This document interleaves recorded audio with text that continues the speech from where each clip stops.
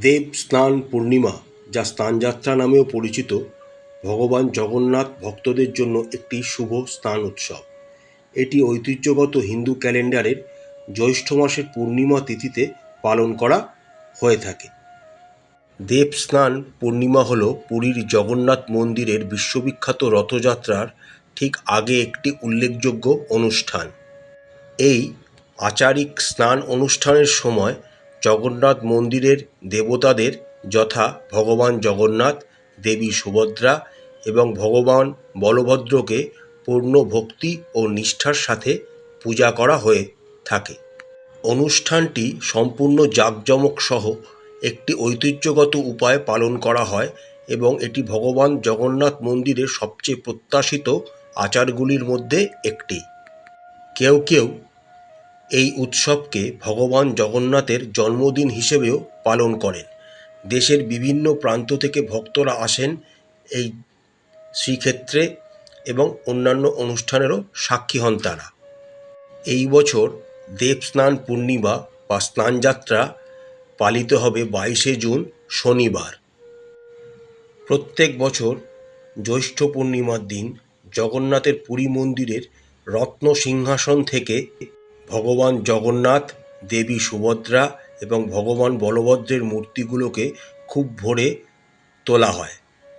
এরপরে মূর্তিগুলিকে একটি মিছিলে নিয়ে যাওয়া হয়, যা হাজার হাজার ভক্তদের দ্বারা প্রত্যক্ষ করা হয় এবং স্নানবেদী বা স্নানের বেদিতে আনা হয়। এই শোভাযাত্রাকে বলা হয় পাহান্ডি মিছিল, যা মন্ত্র উচ্চারণ এবং ঘণ্টা, ঢোল, বাগুড়া এবং করতালের ধ্বনিতে জীবন্ত হয়ে ওঠে। দেবতাদের স্নানের জন্য ব্যবহৃত জল জগন্নাথ মন্দিরের ভিতরে অবস্থিত কূপ থেকে নেওয়া হয়। স্নান অনুষ্ঠানের আগে পুরোহিতদের দ্বারা কয়েকটি পূজা এবং আচার অনুষ্ঠান করা হয়ে থাকে। জগন্নাথ মন্দিরে 3টি প্রধান দেবতাকে স্নানের জন্য মোট 108টি ঘড়া ভেষজ এবং সুগন্ধিযুক্ত জল ব্যবহার করা হয়। এই 108 ঘড়া ভেষজ ও সুগন্ধি জলের মধ্যে জগন্নাথ দেবের উপর 35টি ঘড়া, বলভদ্রের উপর 33টি ঘড়া এবং সুভদ্রার উপর 22টি ঘড়া এবং সুদর্শনের ওপর 18টি ঘড়া জল ঢেলে স্নান করানো হয়। স্নান অনুষ্ঠান শেষ হওয়ার পরে দেবতাদের সদাবেশ সাজানো হয়। পরে বিকেলে ভগবান জগন্নাথ, দেবী সুভদ্রা এবং ভগবান বলভদ্রের মূর্তিগুলিকে আবার হাতিবেশা অর্থাৎ ভগবান গণেশের রূপে সাজানো হয়ে থাকে। দেবস্নান পূর্ণিমা বা স্নানযাত্রার দিনে ভগবানকে নৈবেদ্য হিসাবে একটি বিশেষ ভোগ প্রস্তুত করা হয়। আবার সন্ধ্যায় দেবতারা সাহানা মেলার জন্য হাজির হন, যাতে জনসাধারণের দর্শন পাওয়া যায়। পরের রাতে এই 3 প্রধান দেবতা মন্দির চত্বরে অবস্থিত আনাসার হাউসে অবসর গ্রহণ করেন। আনাসার সময়কালে ভক্তরা তাদের ঈশ্বরকে দেখতে পারে না। ভগবান জগন্নাথ, দেবী সুভদ্রা এবং ভগবান বলভদ্রের মূর্তিগুলি জনসাধারণের দর্শনের জন্য প্রদর্শিত হয় 15 দিন পরে, অর্থাৎ বিখ্যাত রথযাত্রার ঠিক আগের দিন। দেবস্নান বা স্নানযাত্রা পূর্ণিমার উৎসব ভগবান জগন্নাথ ভক্তদের জন্য অপরিসীম ধর্মীয় তাৎপর্য বহন করে। হিন্দু কিংবদন্তি অনুসারে এটি বিশ্বাস করা হয় যে ধর্মীয় স্নানযাত্রার সময় দেবতাদের জ্বর হয় এবং তাদের 15 দিন নির্জন কারাবাস থাকতে হয়। জগন্নাথ, বলরাম এবং দেবী সুভদ্রার মূর্তিগুলিকে জনসাধারণের দেখার জন্য উপস্থিত করা হয় শুধুমাত্র পুনরুজ্জীবিত হওয়ার পরে। স্কন্দপুরাণে উল্লেখিত আছে, জগন্নাথ মন্দিরে দেবতাদের স্থাপনের পর রাজা ইন্দ্রদ্যুম্ন প্রথমবারের মতো এই স্নান অনুষ্ঠানের আয়োজন করেছিলেন।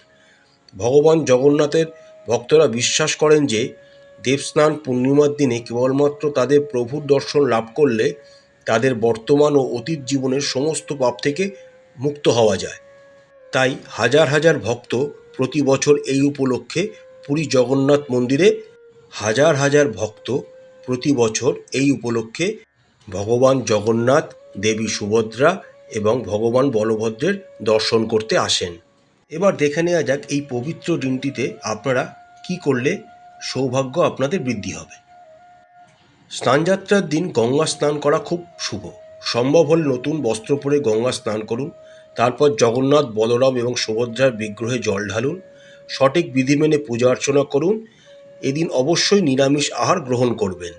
এই দিন বাড়িতে গঙ্গা জল, কেশর, ঘি, চন্দন আর কাঁচা দুধ একসঙ্গে মিশিয়ে জগন্নাথ, বলরাম এবং সুভদ্রার বিগ্রহে স্নান করান।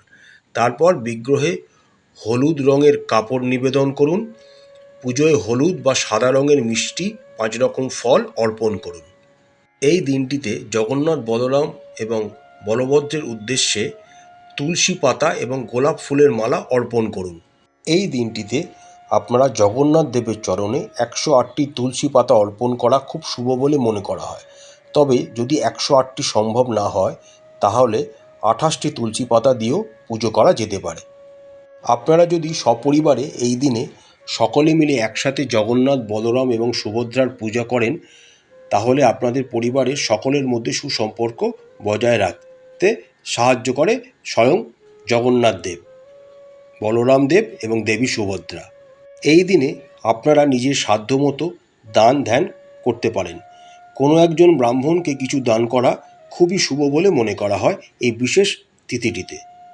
তবে খেয়াল রাখবেন এই দিনটিতে কাউকে কোনো টাকা, বাড়ি থেকে কোনো জিনিস ধার হিসাবে দেবেন না।